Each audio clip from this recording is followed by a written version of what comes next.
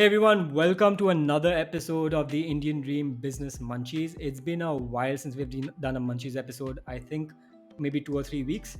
One thing we learned from our last episode is that people don't like it when we do quick ideas, and that people prefer more researched ideas. So, this episode, we're going to do a bunch of very well researched ideas, and those are going to be number one, drones in India. I am a big fan of drones. I've wanted to buy a drone for myself for quite a while, and the rules in India for drones just changed. So it's going to be a very exciting time for businesses to be built around drones. The second idea is about what are called account aggregators. So this is another rule that's changed, and this is going to provide a lot of opportunities in the insurance space and the loan space. Number three is going to be a rant by me and maybe by Siddharth as well. You can join in about cold calling and how maybe there is a solution to cold calling as well. Right before this call, I got into a fight with somebody who was trying to sell me real estate. I was so annoyed at them and I get so angry every time. And number four, we're just going to give you guys an update about the course that we are doing, basically about digitization for small businesses, small and medium businesses using no code tools. So let's start. This is going to be a really exciting episode, and let's start with the drones in India.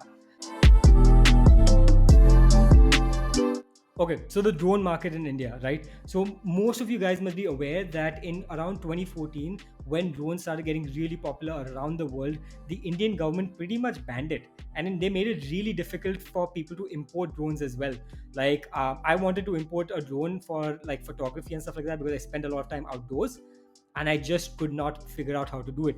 Even now, one of the most popular nano drones, which is called like a DJI Trello or something like that.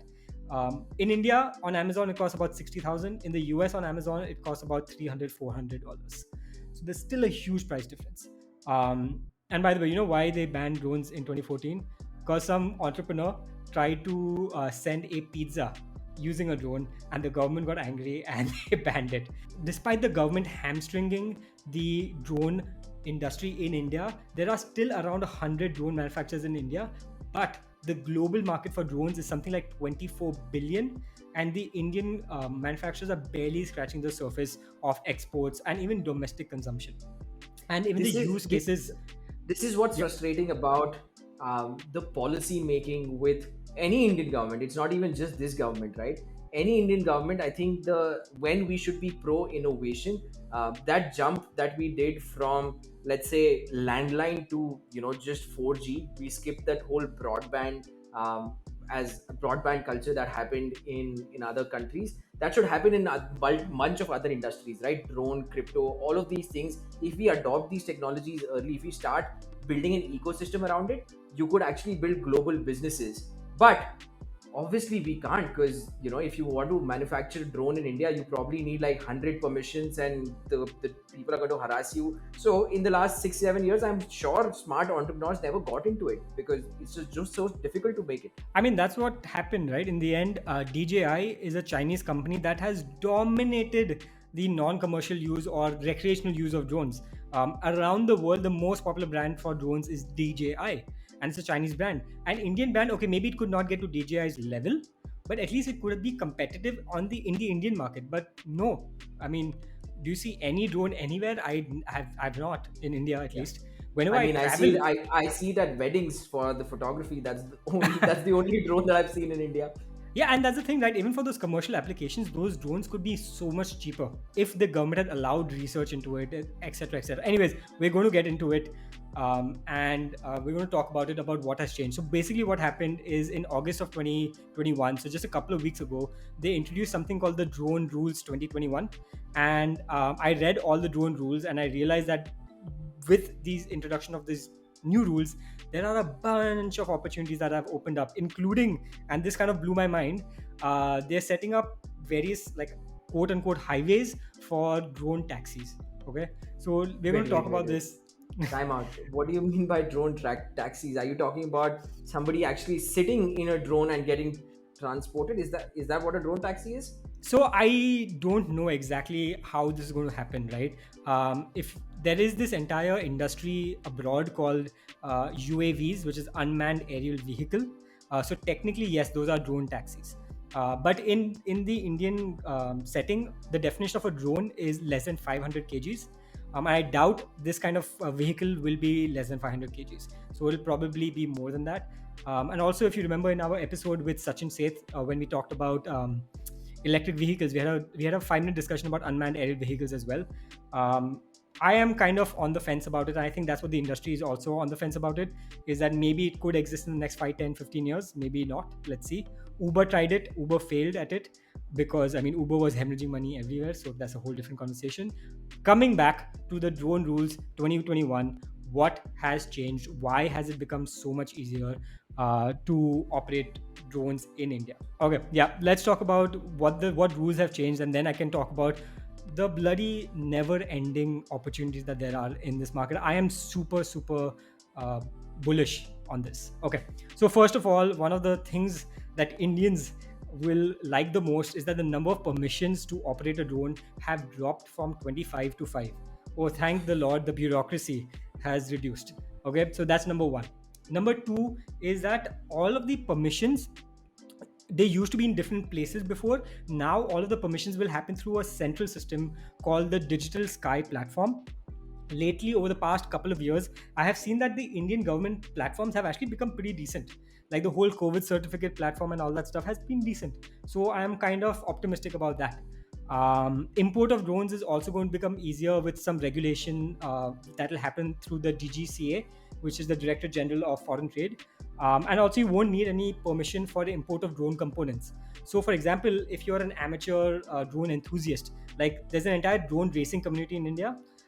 So, for example, they could import all of their components themselves and build their own drones without permission. I was doing some reading, and one of the CEOs of one of the largest drone manufacturers in India, a guy called Vipul Singh, sorry, he said that during the next 6 months, we expect at least 40x expansion in the number of drones that are flying in India.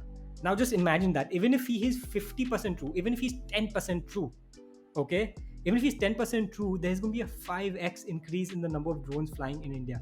But is the denominator too small already, Sahil? Is that why 5x is not going to make a difference? How many, do you know how many drones are there?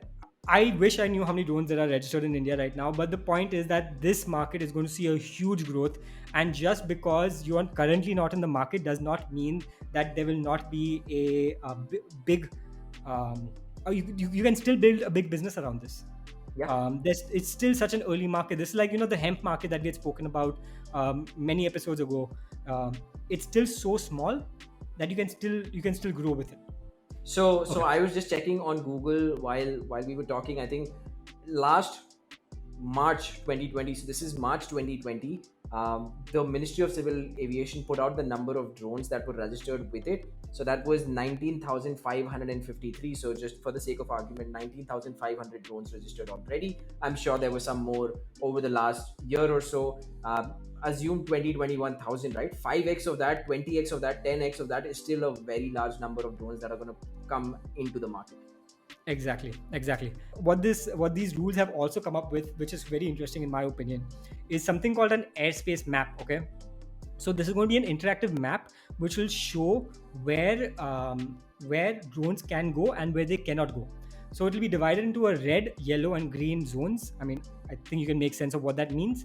And what is also going to be really interesting is that they will be allowing access to these maps through APIs. So the Indian government, being the Indian government, these maps will constantly change based on whatever whims and fancies they have.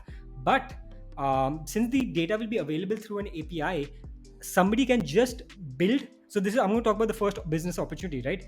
You can use these APIs to build out the backend for a drone delivery service, because that is eventually going to happen in the next 3, 5, 10 years. And if you build the backend now, somebody might just buy you out in 5, 10 years. Maybe it's Zomato or Swiggy, right? Actually, Zomato. it's not just drone delivery service, right? Because as soon as you talk about maps and what's allowed and what's not allowed, basically every drone company will need access to this, right? So you build the backend infrastructure that can plug into any use case where you say, hey, if you go beyond this, I'm going to alert you. So that's Yeah. beyond delivery. Also, I think the scope is pretty huge. Yeah, I mean, essentially think of a Google Maps for drones. That's what you could build, because the APIs are going to be available, and yeah, it's going to be pretty. pretty simple.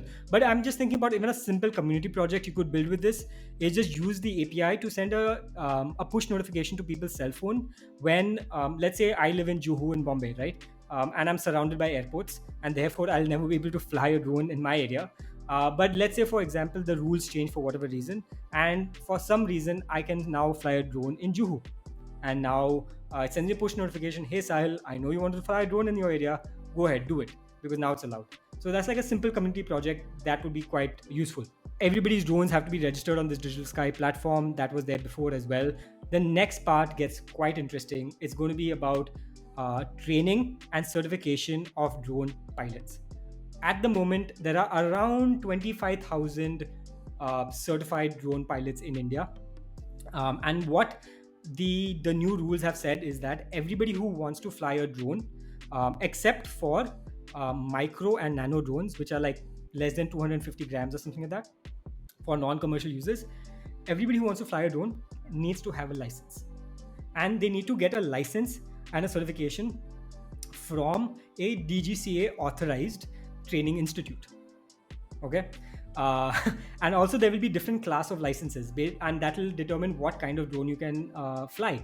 So for there's example, so for much there's so much white opportunity, money right? and black money. I'm sorry, because there's so many licenses that somebody somewhere is going to earn money giving out these licenses. But on the other Oh yeah. side, the training, and I think the training institute is aspect of it, which is where you were going. I think that itself is a great business. You stole my idea, dude. You stole my idea. Sorry. Yes, yeah, that's exactly what I was going to talk about. The demand for drone trained pilots is going to be immense, and I think building a institute that is training them, there's going to be a big demand for that. And there's also a bunch of like eligibility criteria for building this pilot training institute. So it's not like anybody can build it, right?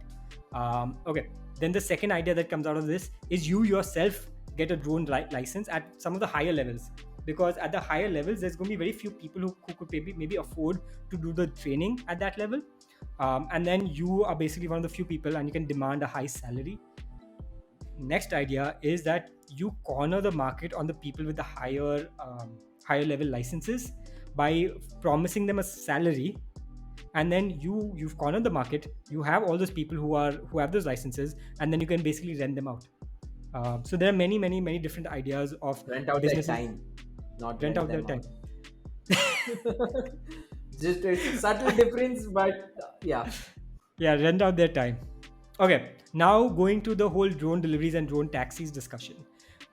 So basically, they're going to create what are these special drone corridors for cargo deliveries, and this ties back to the entire API I think I was talking about earlier, right?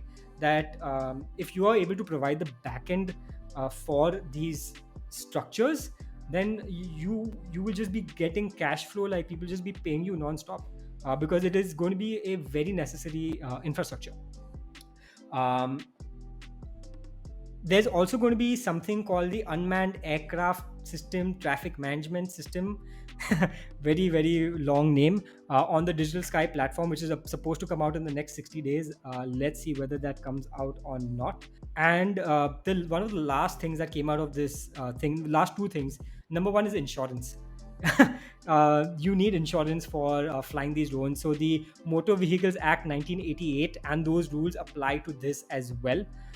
So basically, my idea is, why not get into drone insurance? Your traditional insurance companies are not going to be able to do this quickly, right? So if you're one of the first people who's able to get a good product out for drone insurance, then you're going to get a very strong first mover advantage. And for example, if you're going to able to get into the drone racing market or something like that, then you'll be able to build out in a niche, and then from that niche you can build out into the rest of the drone market. Anyway, the drone market is a niche right now, so it'll be kind of easy to get throughout the entire ecosystem.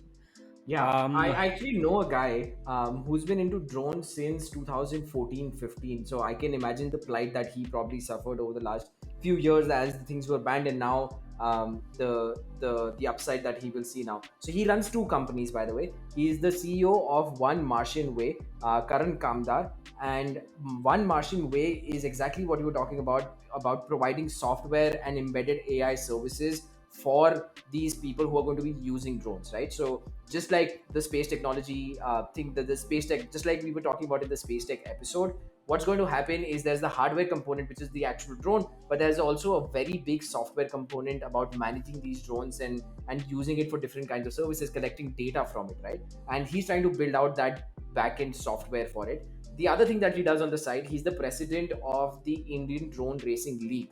Now this is something that is straight up entertainment, and I would think if done well, now that laws are more clear, this could compete with all the esports that are out there, because these are people who are like flying drones, and it makes for very good viewing. I don't know if you've done it on YouTube. I've done it multiple times. Yeah, I've seen a couple of these episodes, and I actually tried flying a friend's drone once. It was really difficult. It's not easy, yeah. After I did that, and then I saw them flying drones on YouTube, I was just like, "What? How are Yeah. these guys doing this?" and So yeah, and every person who uses a drone for the first time thinks, hey, this is going to be pretty easy and it's going to be straightforward, because it looks pretty it's not. easy when it's like, it's not, Yeah, it's yeah. just not. So, by the way, another rule that has come out with this drone rules is that if you are building a drone that is going to be exported and not in use in India, then you don't need any permissions from the government. At least regarding drone level permission. So if you're focusing only on exports, then yeah, just go ahead and do it, man. That's at least what been giving in this document. Now I want to get to the bloody opportunities, because oh my god, the number of opportunities are immense. There are so many of them. Are you ready, Siddharth? Is your Let's body go. ready? Is your Is body ready? I'm ready, and I have a few ideas to contribute, so let's see if you can get them off the checklist before I do. So I have seen the first application already done in my industry. I work in the electrical industry, and I have already seen them using drones to check electric lines for faults. But you can do the same thing for gas pipelines, for water pipelines. You can check them for leaks and faults, because these are usually really long, hundreds of kilometers, and there's always some problem with them. So, for example, right now, I know that between the Bombay, Pune, Bombay, Lonavala, there's some kind of pipeline, and they currently use helicopters to check that pipeline for leaks. Drones will be much easier, especially in this kind of environment where there is so much like vegetation, forest, and all of that stuff, right? Okay, second is mapping. Okay, mapping of difficult terrain is super tough, and also there is this government program right now called Swamvitva, something like that, some kind of acronym, I don't know. Somvitva. uh, Somvitva. I don't know, man. Yeah, it was Basically, they too want to, hindi. It was too hindi for you. yeah, yeah, yeah. Basically, they want to digitize all the land records for all the villages in India, right? Doing this on the ground is going to be super tough. One idea is just to use 3,000 drones, and you can implement this project much, much, much faster. Thirdly, going back to the industry that I come from, installation of the electrical equipment in tough terrain, of even gas equipment, water equipment, whatever, it becomes much easier. I remember last time in February, I was in Sikkim, and I saw them installing a electric line in the mountains. It was insanely dangerous for those guys. But if you can just get a drone that can do it instead and not put those people in harm's way, that'd be much better, much safer for everyone involved. Okay, and I've seen some of these applications that they're already coming out, but there's still a huge pace over there. Prototype air taxis, like air taxi, we already kind of discussed. This is another interesting one: drones delivering medicine to rural areas. Okay, and they can ferry cargo of maybe 200 300 kgs between adjacent cities like Bombay, Pune, Bombay, Lonavala, whatever other cities that are close to each other. Yeah, I think that's another idea. And I think Delivering, just disaster management, right? Exactly what yeah, you said. Just like rural, delivering food packages, medicine packages for disaster management is going to be a huge area that these drones can be used for. yeah, yeah, yeah, yeah. The other thing, there are a lot of military applications that I don't know. Yeah. I mean, obviously, you have your famous drones that are delivering missiles and all that stuff, but let's not get into that. But just in terms of defense applications, in terms of spying, I guess, in terms of making sure the troops are all right, whatever. I could see also a lot of applications in terms of weather, in case that's something that you can build. And then in the end, there are a lot of recreational applications as well. In India, the current drone market is very underdeveloped. the drone camera market is heavily underdeveloped. So just building a good drone that can take video, photos, all of that stuff in India, it's that market is still underdeveloped because You everybody is know, importing from that the US, China, and all that stuff.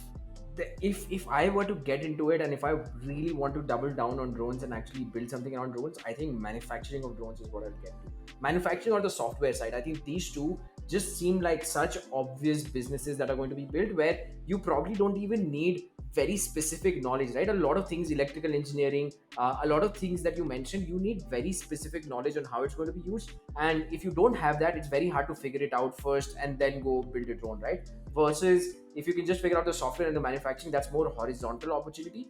I think that's yeah. Dude, if somebody wants to manufacture drones in India, in Bombay, I have factory space and I have the willingness to do this. I am so bullish on this market. I will happily work with somebody on this market. Yeah, The last thing, because we are obsessed with content, bloody build content on drones. There's very little content on drones in India right now because very few people have drones. Now that there will be more drones in people's hands, become one of the first people that gets a drone. Start making content. Maybe you can start reviewing them. Maybe you can start racing them. Maybe you can start I don't know, whatever else, right? But just start using drones, and I think there's a huge space for growth for drones. I am excited, dude. I am so excited. I'm gonna add a few things that I read about how it's already been used by the government, so that gives me more hope that they're going to be more open to private parties also doing some of this. Karnataka government used it for property tax estimation and for creation of a base map of the city for detailed planning and sustainable governance, right? Property tax estimation, man. What a brilliant idea to do via drones, because it's impossible when you send a guy, he's probably just going to take money from someone, and every single time somebody goes out, everybody's like, yeah, everybody has done property taxes properly. But with drones, you can actually figure out who's paying what kind of property taxes, right? So that was a genius idea in my mind. Then there are, Chandigarh government, Andhra government that's just using it just to check overall development activities, pilot projects, whatnot. Agriculture, by the way, huge scope, right? Think of it as pesticide spraying can be done using drones, surveying soil on Dude, I yeah. completely forgot. I've had multiple people come to me for investments in drone-based agricultural products, agri-tech. Um, It's a huge thing I, there. yeah. So these guys were basically mapping the health of crops using drones. So they were using drones and they were attaching infrared cameras to the drones. Infrared, oh no, I think wide spectrum. I don't know, man. And then Yeah. they were using some kind of AI model in the back end to see what the health of the crops are. And based on that, they were estimating what is going to be your yield. Yeah. Last time when I'd spoken to them in 2019, they had already like gotten contracts with like large companies to do this kind of agricultural mapping. So there's yield, because that impacts insurance companies. Insurance is going to be done basis that, and God forbid if the crops actually go bad or if there's a flood or something, to estimate the damage, you need drones again to really estimate what's the damage so that you can compensate the farmer accordingly. So agriculture, huge use case in agriculture for drones. The other use even case, even the Department of Agriculture, by the way, because the yeah, Department of Agriculture will want to know like what is going to be the wheat production this year, what is going to be the rice production this year. And yeah. up till now they've been asked, ISRO has been tasked of giving this information, but you could get more fine-tuned results from using drones as well. And probably cheaper, I would think, right? Sending satellites versus flying a drone, I would eat, and I could be completely wrong here, but it just sounds it'll be cheaper. The other thing I think is mining. I actually have a friend who owns mines in Ranchi, Jharkhand, and I Copper remember mines, I having hope. this. Copper mines. No, graphene, We've graphite. spoken on the munchies. We've spoken on the munchies episode before how you should buy a copper mine. Now is a good time to buy a copper mine. Yeah, I you mentioned it as if you can go on Flipkart and buy a copper mine. But anyway, he I remember talking to him something around lidar technology and how drones can be used to actually scope out the mining potential, and how to actually might go about mining it, and bunch of opportunities in the mining space. Basically, I think what we are coming down to with transportation, with manufacturing, logistics, agriculture, disaster management, there's just so much opportunities that if one decides to, and entertainment, dude, there's you, it doesn't have to be boring, right? If you're one of those people who wants to build a sexy business and not an unsexy business, because most of these businesses are unsexy businesses, even entertainment wise and gaming wise, I think there are opportunities here. But if somebody decides to get into it, you can just find ton of opportunities. Just figure out which one to double down on, and just do it depending on how much funds you can raise and stuff like that. But yeah, tons of Dude, opportunities.